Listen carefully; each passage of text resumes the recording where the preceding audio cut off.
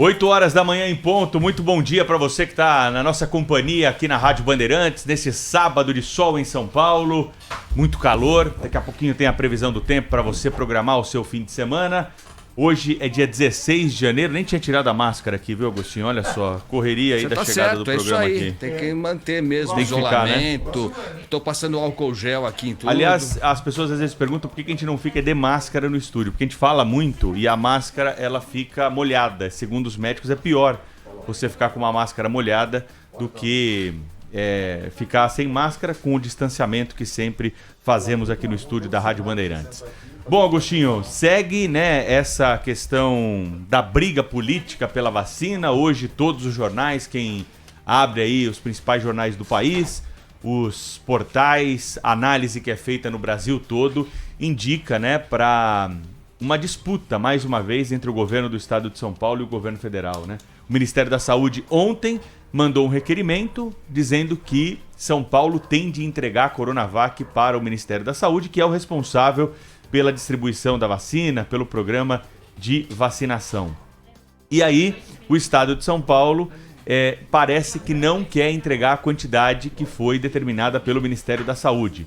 Eles não vão entregar a totalidade das vacinas. Qual é o argumento do estado de São Paulo para não entregar todas as vacinas? Parte dessas vacinas vão voltar para São Paulo. Então por que nós vamos levar a quantidade de vacinas que serão aplicadas em São Paulo para Guarulhos, para irem para Brasília e depois voltarem para São Paulo? Realmente, na minha avaliação, o documento é um argumento para lá de plausível, né? Para que você vai ficar transportando vacina para lá e para cá? A vacina está em São Paulo, está no Instituto Butantan, parte dessa vacina vai ser aplicada em São Paulo. Quem determina isso, né, é o Ministério da Saúde, isso ninguém discute, a campanha é nacional, como todas as outras campanhas de vacinação, porém, nós temos esse componente nesse ano, que é justamente a questão política influenciando muito nesse episódio da vacina. E aí o Ministério da Saúde, então, mandou esse requerimento, o governo de São Paulo diz isso. Como que poderia ser resolvido isso, né, num cenário ideal? Com um telefonema. O ministro da Saúde falar com o governador de São Paulo, olha, para que vai levar a vacina? Não, tem que levar por isso. Não existe essa comunicação. O que existe é uma disputa por quem vai vacinar primeiro, infelizmente. Nós estamos no meio, né, de uma desinteligência das autoridades que ficam aí jogando nessa questão e cada um puxando a sardinha para o seu lado para depois aparecer na foto, para depois mostrar que foi o responsável pela vacina. Já há argumentos dos dois lados, Agostinho. O governador de São Paulo vai dizer o seguinte: eu que trouxe esse debate da vacina, o presidente da República é um negacionista, né? Nós que trouxemos, se não fosse a Coronavac, nós não iniciaríamos a vacinação, né? Então ele tem esse argumento, e aliás tem razão nesse argumento, porque realmente foi o estado de São Paulo que investiu nessa vacina, que foi até debochada pelo presidente da República. No começo, porque era uma vacina que vinha da China, depois pela eficácia e por aí vai, né? Mas de qualquer forma, essa é a vacina que nós temos até o momento. Daqui a pouco a gente vai falar sobre o avião que vai buscar 2 milhões de frascos, né, da outra vacina, a vacina de Oxford, que foi adquirida pelo governo federal e que ainda não decolou de Recife, porque não tem autorização da China para receber essa quantidade. E o governo federal vai ter o argumento também, dizendo que organizou a vacinação, que tem expertise no assunto, que o Ministério da Saúde há anos, e isso também é verdade, consegue realizar programas de vacinação no Brasil com sucesso. Então cada um vai ter aí o seu argumento, não é hora de ficar com mais essa disputa, essa briga. Como eu disse há pouco, um telefonema resolveria essa questão, mas parece que a comunicação é falha, né? E as autoridades não estão conversando. Nós estamos no meio desse tiroteio político, viu, Agostinho? É isso, Pedro. Bom dia para você, para os nossos ouvintes. É uma tragédia mesmo, né? É uma tragédia mesmo. É tudo errado, né? Tudo errado, tudo errado. Sabe o que eu tenho pensado ultimamente, Pedro? E eu resisto a esse raciocínio, porque eu não gosto de achar que está tudo perdido, que o nosso país é pior que os outros, que o nosso futuro é incerto. Eu não gosto desse pensamento simplista de que tá tudo certo lá fora e tá tudo errado aqui dentro, até porque não tá tudo certo lá fora, nos outros países, ou em parte deles. Mas eu fico imaginando aquele pessoal que está em Manaus, e as cenas são terríveis, né? São terríveis. A gente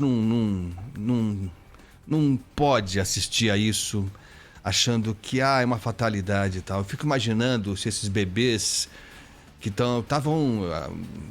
O oxigênio para eles estava nas últimas horas, como para outros pacientes, como para alguns nem chegou, muita gente morreu e tal.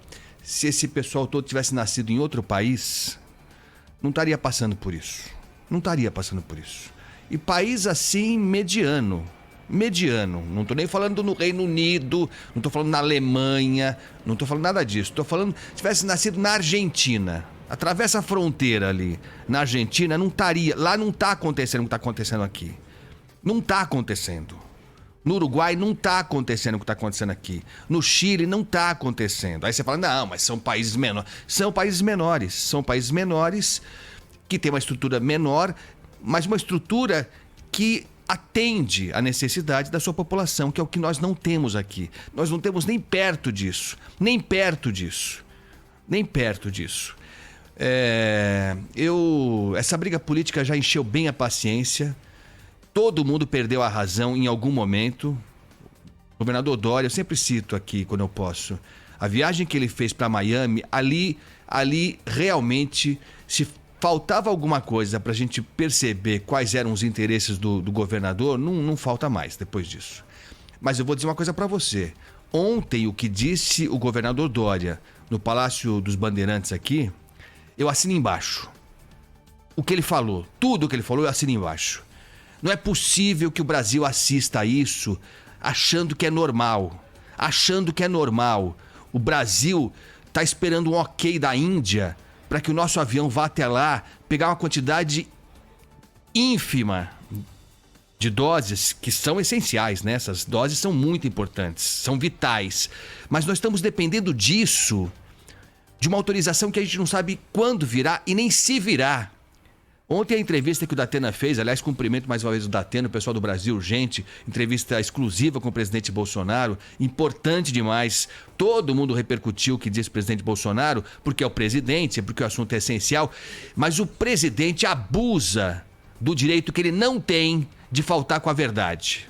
Ele abusa desse direito que o presidente não tem de faltar com a verdade, de distorcer os fatos. O presidente é o zero e vezeiro em distorcer a história. Ele inverte, ele nunca tem responsabilidade por nada. Ele dizer que o governo do Estado federal fez tudo que podia pelo Amazonas, por Manaus, isso é um descalabro, isso é um crime, isso é criminoso. E o presidente e o governador João Dória têm razão, na minha opinião, total, quando ele diz que já passou da hora da sociedade se levantar. Passou da hora. Passou da hora. A gente vai esperar o que mais acontecer nesse país. E ouvir discursinho de que fez tudo que podia. Que barbaridade. O que acontece em Manaus é um escândalo. É criminoso. Isso vai ter que ser julgado em algum momento. Em algum momento eu espero estar vivo. Para ver essas pessoas que têm autoridade, que estão investidas da autoridade porque foram eleitas, legitimamente eleitas, e estão dando de ombros para o Brasil, virando de costas para a população mais carente. Lá em Manaus, e eu falo do presidente, falo também das autoridades locais de Manaus, do estado do Amazonas. Essa gente, se ficar doente, se tiver uma gripezinha, pega um avião e vem direto aqui para o Einstein. Vem direto aqui para o Sírio-Libanês. Aí é muito fácil. Aí é fácil demais. É fácil demais você terceirizar a responsabilidade pela sua incompetência e pela sua irresponsabilidade. Olha, tá difícil ser brasileiro. Tá muito difícil defender a nossa pátria diante desse descalabro que não tem fim. A impressão que eu tenho, e eu peço desculpas por esse amargor todo logo cedo, a gente tenta fazer no sábado gente um pouco mais leve, porque também ninguém aguenta. Eu peço desculpas, mas tá difícil ser brasileiro, Pedro. Como fazer um gente mais leve quando você tem políticos como esse que ficam trocando farpas em meio a uma pandemia por conta de uma cidade, uma capital de estado que está passando por dificuldades? Vejam só o que o governador de São Paulo, João Dória, o presidente da República, Jair Bolsonaro, e o presidente da Câmara Federal, Rodrigo Maia disseram ontem a respeito desse assunto. Li uma manifestação do presidente Jair Bolsonaro dizendo: eu fiz tudo o que estava ao meu alcance, o problema agora é do estado do Amazonas e da prefeitura de Manaus. Inacreditável, inacreditável. Em outro país, reaja Brasil, reaja o Congresso Nacional, reajam governadores, reajam prefeitos, reajam dirigentes sindicais, reajam formadores de opinião, ampliem a reação da imprensa, um dos poucos segmentos no país que tem se mantido na firmeza de contrapor-se a um facínora que comanda o país. E eu estou proibido de agir nas causas voltadas para o Covid pelo Supremo Tribunal Federal. Eu agora estou passivo em crime, sim, por estar ajudando o estado do Amazonas. Cadê a nossa Força Aérea? Levou material para lá, hospital de campanha, cilindros. Tem cilindros indo por balsas para Manaus. Tá? A Força Aérea nossa está pegando pacientes e levando para várias outras capitais no entorno, né, de Manaus aí, para hospitais federais da União. Esse é o nosso trabalho. Agora vem esse moleque, governador de São Paulo, me acusar de fascínio. Seja homem, cara. É duro mexer com quem tem um comportamento como esse cara. Nada contra a opção dele, mas é duro trabalhar com um cara com esse tipo de opção. Tá? Em São Paulo, um governador medíocre que não sai na rua. Se sair, vai ser linchado na rua. Falar que o Supremo tirou a responsabilidade do presidente em relação ao seu papel constitucional, legal, que é o do coordenador do Sistema Único de Saúde. O Supremo em nenhum momento tirou essa atribuição do governo federal, né, de forma nenhuma. Então a gente tem que parar de conflito, o governo não tem que levar nem o presidente crítica para o lado pessoal, as críticas são sempre para contribuir. E eu, como cidadão, como deputado, como presidente da Câmara até 1º de fevereiro, eu quero ajudar, quero colaborar, por isso que eu acho que o parlamento deveria estar funcionando, debatendo e construindo as soluções, como construímos na pandemia. As melhores soluções construídas para o enfrentamento da pandemia foram construídas pela Câmara dos Deputados e pelo Senado Federal. Bom, crítica para construir é o que não teve aí, né? O que foi feito aí não é nada para construir. Fascínio, moleque. Isso olha, o Brasil não merece isso, não.